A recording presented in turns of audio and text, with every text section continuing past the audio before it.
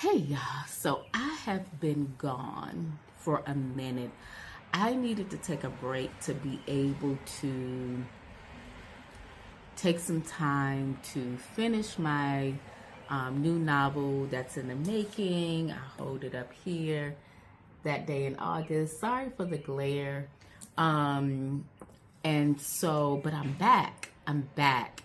And I may have to kind of monitor, or as I'm in a deep editing phase at this point, I may have to monitor you know how much I come online, but I'm in a different environment.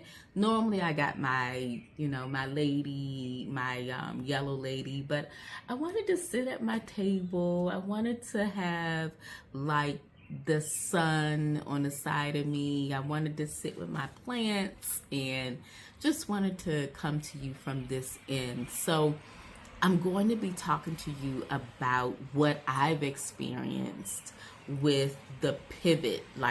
The pivot at times when you're writing a novel, and some of the pivots that you will encounter as you're writing. And so as I was writing my current novel, I found that there were pivots that made me have to keep writing and shifting so that I can really get this novel out. And so sometimes your narrative will require you to make several turns. So I want to go through 5 of those pivots that may be required of you, but I also want to give you maybe, a solution or so that can help you. Stay tuned. Okay, so as you can see, the light has shifted. It's okay. Chicago, I'm in Chicago, and Chicago is doing a whole change in just what the weather is doing. It's cloudy, it's sunny, the sun is retreating, and then it's advancing. It's so much happening. And so we're just going to do this naturally because this is what it is. I hope there's not more rain coming. And if I find that this is the thing, then I will switch on a light. Maybe I should switch on a light. I will switch on a light. Let's switch on a light.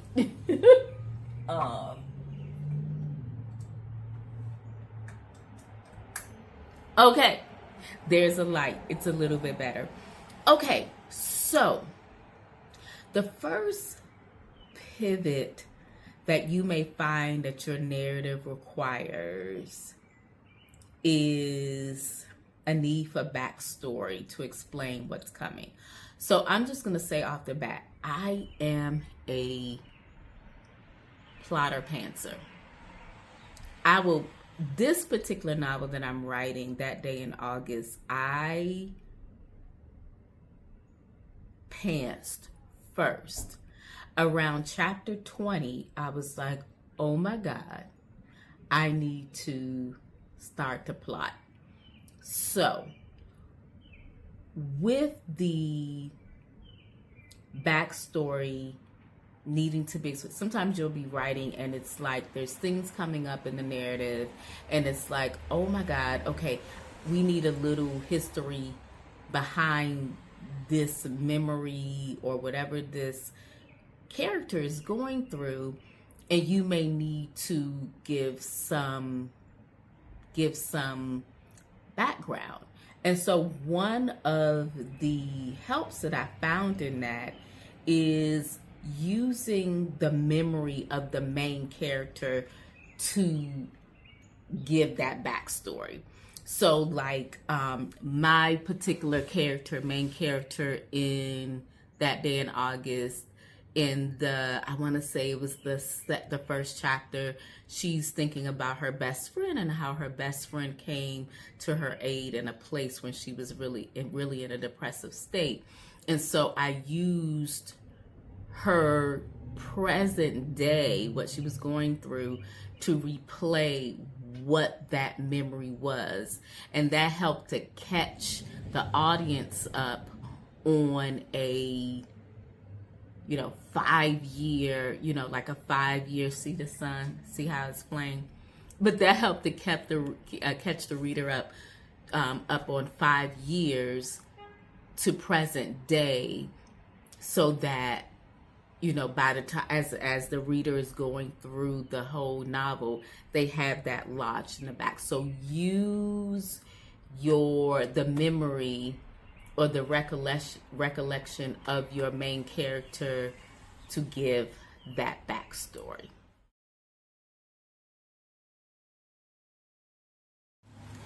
One of the fun things as I was finishing That Day in August, one of the fun elements that I explored was the introduction of a new character.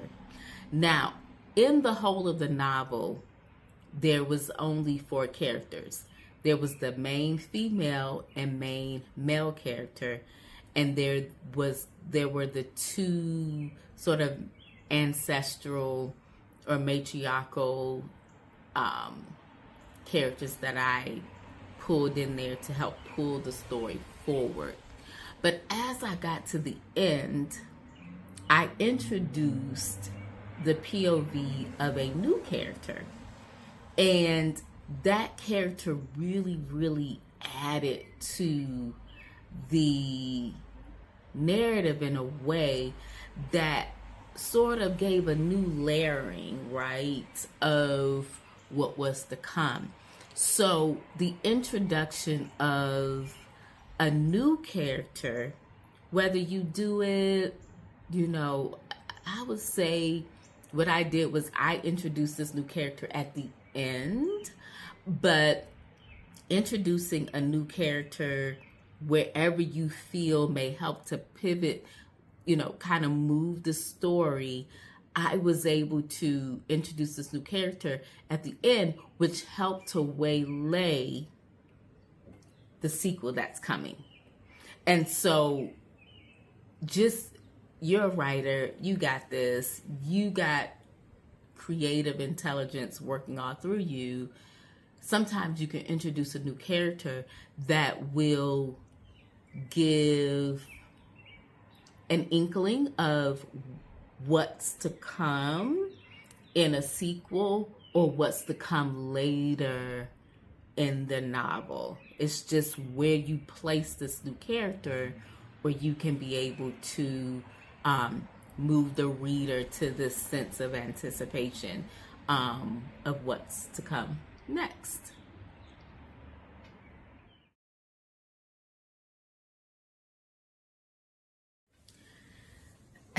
As I was writing That Day in August, one of the things that kind of stumped me was the fact that, normally when a person is writing, they reveal the antagonist early. And to be honest with you, as I was writing That Day in August, I didn't really know who the antagonist was. I kind of knew, but I didn't know how to express it, right? So as I was writing, it took me some time to figure out, I know she's the antagonist, but I don't know how to express that she's the antagonist. So as I kept going and kept writing and talking to myself, let me tell you, if someone tells you that if a writer does not talk to themselves, they're not a writer. We talk to ourselves, and we're not crazy. We talk to ourselves. Anyway, so anyway, as I started to work through it, I found the antagonist I want to say it was around the middle. And I really had to understand why she was the antagonist. And it wasn't like, "Rawr, we're getting you, we want, I'm the boogeyman." It wasn't that. It was a softness about her antagonisms. So with that in mind, as I'm looking at my notes, the pivot sometimes will happen. And I'm going to tell you, in a way, I loved the way this antagonist revealed herself as the antagonist. It wasn't apparent, right? It wasn't in the beginning of the novel. It was like chapter 30. And so in this time, I'm getting the readers acquainted with the characters, because like if you reveal the antagonist's intent at the top of the novel, then the reader might as well finish the story. They don't need you to tell it. And so it was a soft reveal. And so sometimes that pivot happens. There's a pivot that happens where the antagonist is revealed later and their intent is revealed later. And as that's lodged into the reader's mind, then they know, they're kind of like, well, I didn't know that was going to happen. Oh my God, this is happening. And then they're reading the story with that sort of anticipation of, I don't know what's going to happen next. So sometimes it's a boom effect, right, of that antagonist reveal.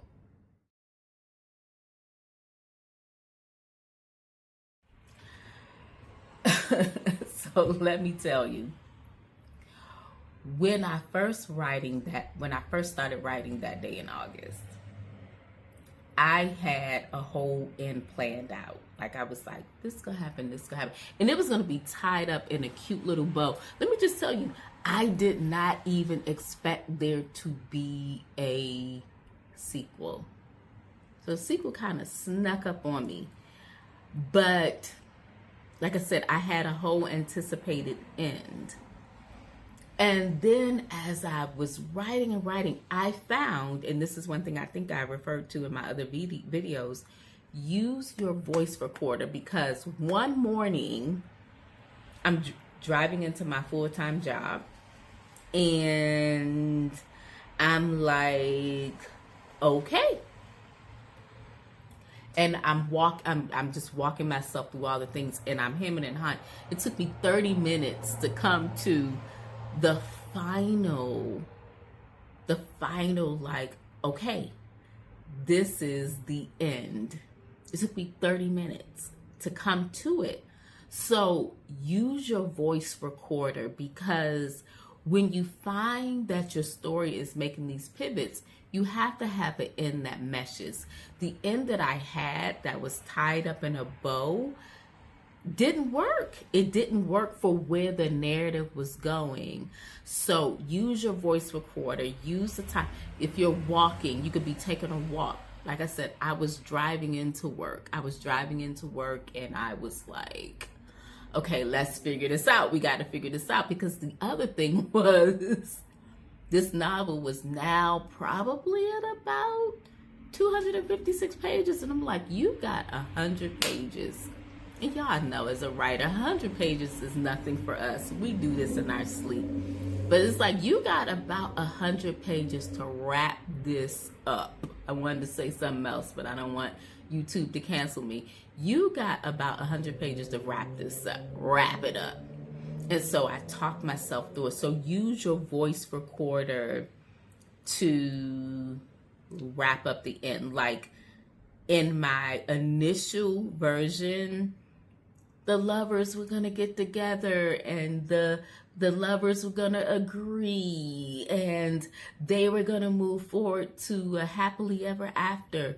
But by the time I finished talking in my voice recorder and just kind of, thinking of where the many pivots that the story had made, it turned into, no, there's a conversation that's happening with the matriarchal ancestors, and because of that, a sequel has to happen. So be open to that. Use your voice recorder so that you can discover what the best end is going to be for your novel.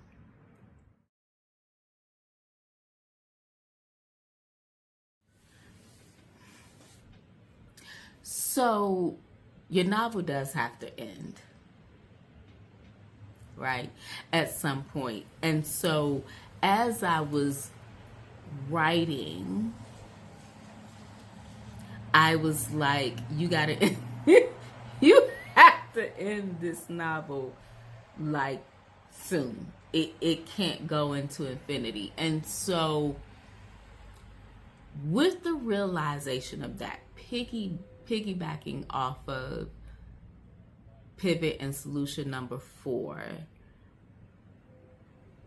you have to find a way to end the novel so that it doesn't feel rushed, but it also satisfies the reader's needs, right? So in this case, what I did, like, I resigned that there was going to be a sequel, like just the way things were going. And I was enjoying the pivots in the writing of the story so much. I was like, yes, there must be a sequel. Y'all can see I'm trying to like dodge the sun's like rays, but who gives a damn? Who gives a damn? Okay, that's good though. Y'all can see my face here. Anyway, so leaning on your creativity, you may have to rush, right? You may rush, but not rush. You have to use your creative, like, zhuzh to be able to do it. But I had to, what I did was I ended up wrapping up my novel in an epilogue. And the epilogue served an amazing purpose. One, it helped to sort of pull everything that happened over 70 something chapters. It helped to pull it all together. That was one. Two, it helped to allude to the sequel that was coming, right? So it gets that anticipation in the reader that, okay, it's something coming. But the last thing, and what's most important, is that it really, really helped to silence and to satiate the reader that, oh, this is the end of the novel. There's something to look forward to, and there's a resolved end, right? So use, that epilogue, know that you have to end the novel. Because you have to. You got to end it. We are wired to have a satiated end. Like, that's just period. But also, you satisfy that reader's need to, when they close your book, when they close it, they're like, okay, I'm good for now. And it leaves a lingeringness of the want for the next novel. But also, creatively, it gets your mind kind of working on what that sequel novel is going to be.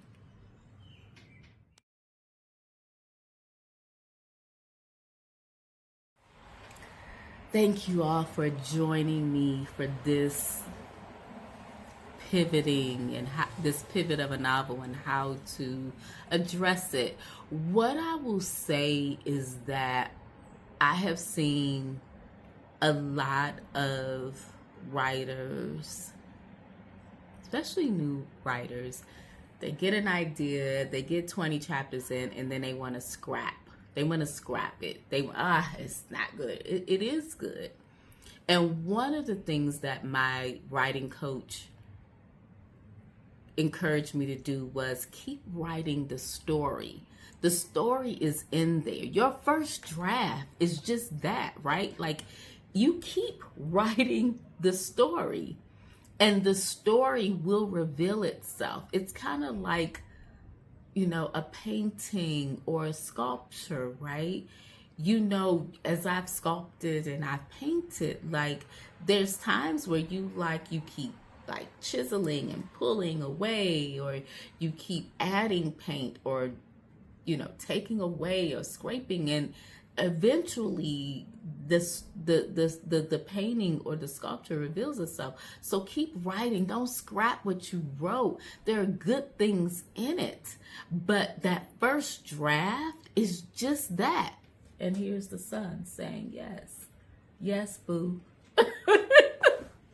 That first draft is just that. It's the mound, right? And as you go into the editing process and you get clearer, you get clear on what the purpose of the story is, you'll chisel away, or you'll take away paint, or you'll add some black, or you'll add some white, or you'll add a little bit more color, and the story takes shape. Understand that this is a creative process, and I don't want to get canceled around this, but I want to say this, like, for those who are, I'm not anti-AI, but I want you to understand that, like, your creativity is the magic. It's the magic. It is the magic.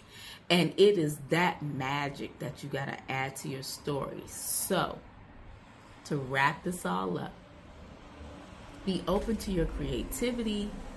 Be open to when that story makes a pivot. I've given you some suggestions. You are creative. You got this. And more suggestions will be, delivered to you by the muses. Be patient with your story. Be patient with the carving of it. If you love this content, please like, please comment, and please subscribe. Thank you so much for tuning in, and I will see you again for another episode as I talk about the editing phase, my newly found editing phase for my new novel, That Day in August. See you soon. Thank you for tuning in. Bye.